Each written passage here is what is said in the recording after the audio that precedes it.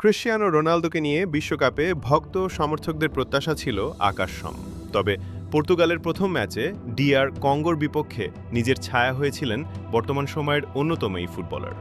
কঙ্গোর বিপক্ষে ১-১ ড্রয়ের পর তীব্র সমালোচনার মুখে পড়েছেন।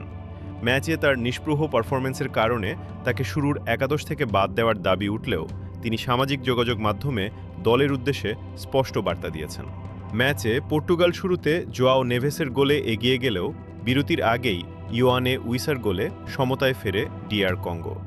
দ্বিতীয়ার্ধে কোচ রবার্তো মার্টিনেজ একাধিক পরিবর্তন আনলেও রোনালদোকে পুরো ৯০ মিনিট মাঠে রাখেন।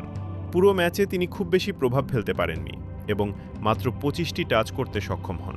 ম্যাচে রোনালদো ৩টি শট নেন, তবে একটিও ললক্ষ্যে ছিল না। তবু তিনি আর্জেন্টিনার লিওনেল মেসির সঙ্গে টানা ষষ্ঠ বিশ্বকাপে অংশ নিয়ে ইতিহাস গড়েছেন।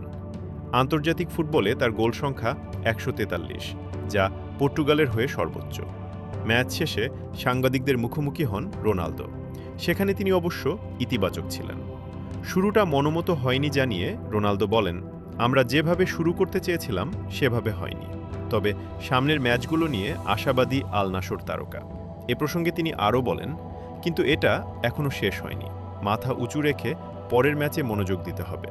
রোনালদোর এই বার্তাকে সমর্থকরা দলের মনোবল চাঙা রাখার চেষ্টা হিসেবে দেখছেন। অন্যদিকে কোচ রবার্টো মার্টিনেজ রোনালদোর ভূমিকা নিয়ে প্রশ্নের জবাবে বলেন, এমন ম্যাচে বিশ্বের সেরা গোলদাতাকে মাঠ থেকে সরিয়ে দেওয়া কোনো মানে হয় না, কারণ গোল দরকার হলে অভিজ্ঞ স্ট্রাইকারই সবচেয়ে গুরুত্বপূর্ণ। পর্তুগাল এখন গ্রুপ পর্বে পরবর্তী ম্যাচে উজবেকিস্তানের মুখোমুখি হবে এবং এরপর কলম্বিয়ার বিপক্ষে শেষ ম্যাচ খেলবে।